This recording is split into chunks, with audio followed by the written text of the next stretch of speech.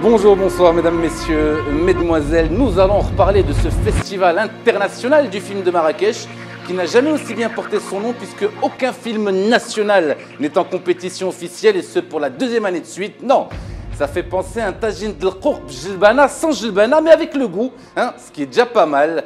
Mais avant tout cela, l'amitié russo-marocaine est à l'honneur dans ce journal grâce à un Si Abdillah qui a passablement énervé son ex-ministre des Affaires étrangères et non moins toujours en activité Salah Eddine Mzouar dans le soutien aux rebelles syriens du futur chef de notre futur gouvernement. Non, non, pour le moment il n'est chef de rien, Si Benkiren, si ce n'est de son parti.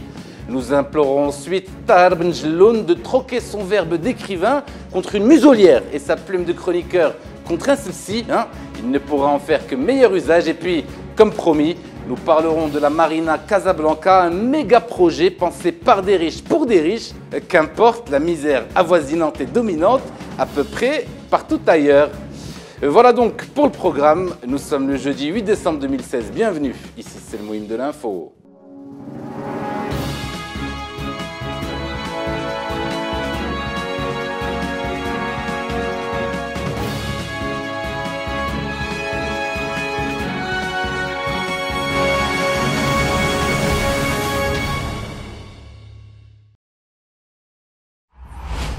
Quand le chat n'est pas là, les souris dansent. Alors, l'expression n'est pas de moi, mais de Abdillah Benkiren qui a failli drap cool chiffre zéro dans les relations qu'entretient le Maroc avec la Russie sœur ou demi-sœur.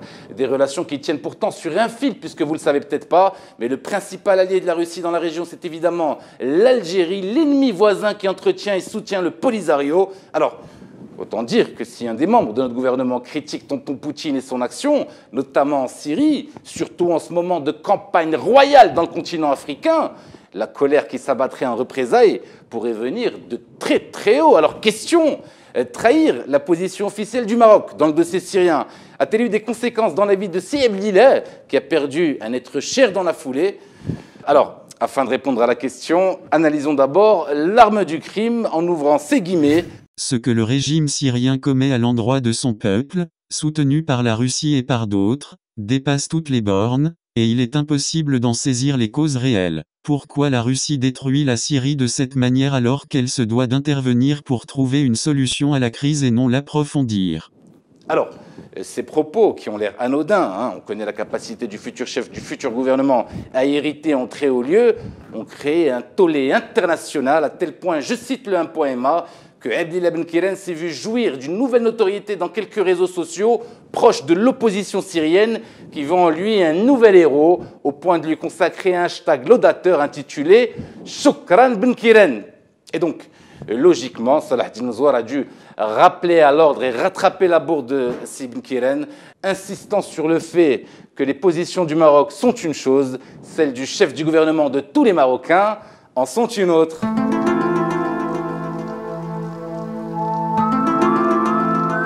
Ah, comme quoi en politique, les Marocains sont de véritables extraterrestres. Alors, justement, face à l'incapacité de Abdillah Benkiren à former une majorité gouvernementale, l'idée d'un gouvernement d'unité nationale émerge et fait son petit bout de chemin. Pour cela, il faudrait que le roi Mohamed VI charge un autre chef de parti, Aziz Akhnouch par exemple, pas envie de froisser Ilyas Laoumari pour rien, à former donc un gouvernement. Sauf que, pour Saad Eddine el-Othmani, ce serait une hérésie constitutionnelle et que même si le PJD refuserait de joindre ce gouvernement, je dis, il faut y aller, hein, maintenant qu'on a la garantie qu'aucun membre du PJD rejoigne un gouvernement hypothétique. Ça faisait longtemps qu'on n'avait pas entendu une aussi bonne nouvelle. Tahar Ben Jelloun a-t-il encore une fois raté l'occasion de fermer sa belle et grande bouche d'intellectuel oscarisé par un prix Goncourt? En tout cas, pour Najib Boulif, barbu aussi de son état, mais pas pour les mêmes raisons, la question ne se pose pas. Et pour cause, on écoute les propos polémiques de Sitar, on revient tout de suite après. Et surtout que le peuple marocain n'a pas été éduqué dans le sens de ce que c'est qu'une réelle démocratie. Et le fait que la première fois, le peuple marocain, dans sa majorité, dans ses voix, a un parti islamiste de régression rétrograde, homophobe, raciste et tout ça, et il lui renouvelle sa confiance pour 5 ans de plus, là, moi, les bras m'en tombent, je dis, c'est un peuple qui n'a pas été éduqué, c'est-à-dire qu'on ne lui a pas expliqué ce que c'est que sont les vraies valeurs de la démocratie. Ce n'est pas uniquement le fait d'aller voter, encore faut-il voter pour des gens bien. Alors, même si le PJD revendique son référentiel islamique, ce qui est anticonstitutionnel, aussi faut-il le rappeler, ce n'est pas non plus une raison de qualifier d'illettrés, de sans éducation, les 1,5 million de citoyens qui ont voté pour le parti de la lampe. Il y a certainement des membres de votre famille, Sitar Ben Jelloun dans le lot, comme quasiment tous les Marocains, c'est ce qu'on appelle la démocratie. D'abord, je pense qu'au Maroc, nous n'avons pas encore de démocratie. Comment ? En plus, vous insinuez que le Maroc n'est toujours pas une démocratie, alors qu'on a eu 2 élections consécutives où le peuple a fait lui-même un choix. Vous risquez d'avoir des problèmes, Sitar, surtout à la veille des vacances de fin d'année, que vous risquez de passer, comme tout le Gotha parisien, à Marrakech. À partir du moment où la justice est pourrie, à partir du moment où tout s'achète et tout se vend, tous les principes, toutes les valeurs, moi je considère, et j'ai écrit beaucoup là-dessus, je crois que vous avez dû... certains articles dans le 360 ou dans le Point vous ont échappé. Il faut déjà avoir l'envie et le temps de lire vos papiers, ce qui est apparemment indispensable pour saisir la grandeur de votre niveau intellectuel. Après l'intellect, place maintenant à l'instinct du Marocain face à des offres promotionnelles défiant toute concurrence. Pour fêter ses 5 ans d'existence, un célèbre fast-food américain a eu cette brillante idée: proposer à ses clients un sandwich promotionnel à 5 dirhams seulement. Résultat, des files monstrueuses, parfois 5 heures de queue, selon le site info, pour avoir droit à son sandwich à prix discount. C'est dire l'appétit des Marocains quand ils ont faim. Joumia a aussi eu, excusez-moi, cette brillante idée, il y a 15 jours de cela, organiser un Black Friday avec à la clé des téléviseurs à 100 dirhams ou encore des réfrigérateurs à 300 dirhams. Résultat, la sécurité a été dépassée par les milliers de clients, parfois surarmés avec des Genawa, dont l'écrasante majorité n'a pas jugé utile de passer à la caisse malgré les promotions records et le peu qui restait à payer. Pendant ce temps, la Marina de Casablanca a dévoilé son méga projet, des tours, boutiques, boutiques-hôtels et ports de plaisance, un projet pharaonique mais malheureusement peu accessible par tous. L'occasion pour nous et pour l'équipe de faire rencontrer tout le fossé qu'il y a entre les Marocains dans une seule et même vidéo promotionnelle, le plus beau pays du monde, un document exclusif concocté par l'équipe de la rédaction.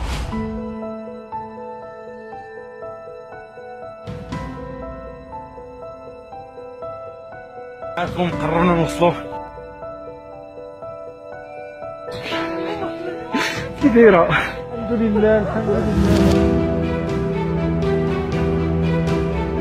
لله سادتي ماذا يحدث في برجر كينج يا سادة إنه أصحاب يا سادة إنها 5 درهم والوليد الصغير طفل مسكين البريء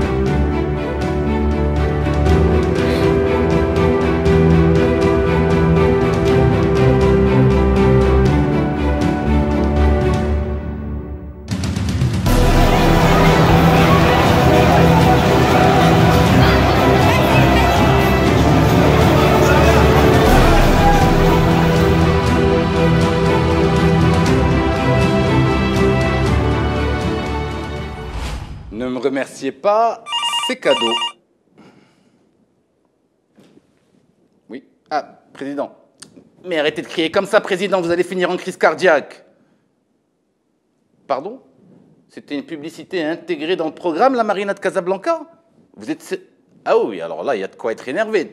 Non, non, pas contre moi, président, contre le service commercial. Fallait nous le dire, d'en parler en bien. C'était largement dans mes cordes.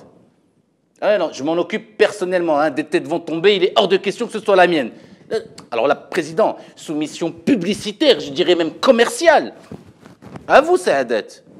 Je m'en occupe, voilà, Eric. Bien, président. Toi, enlève-toi les doigts des narines, appelle-moi la directrice stagiaire commerciale, que je mette fin à ces jours. Vous entendez ?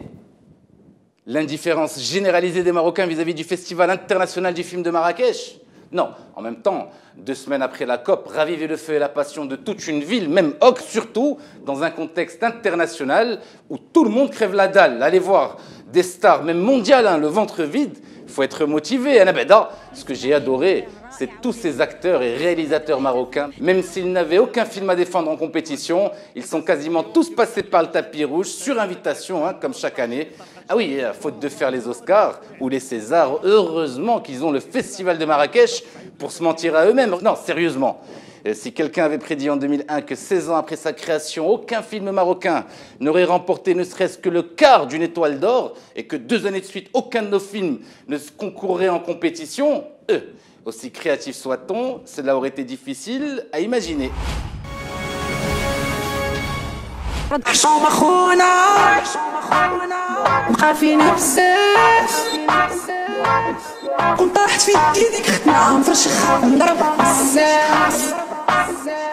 Voilà, merci infiniment de nous avoir suivis jusqu'au bout de cette émission un peu spéciale et pour cause. Je vous donne rendez-vous dans une petite semaine pour le 60e numéro de Moyen de l'info. ما يقدرش يدير هادشي ما يمكنش امبوسيبل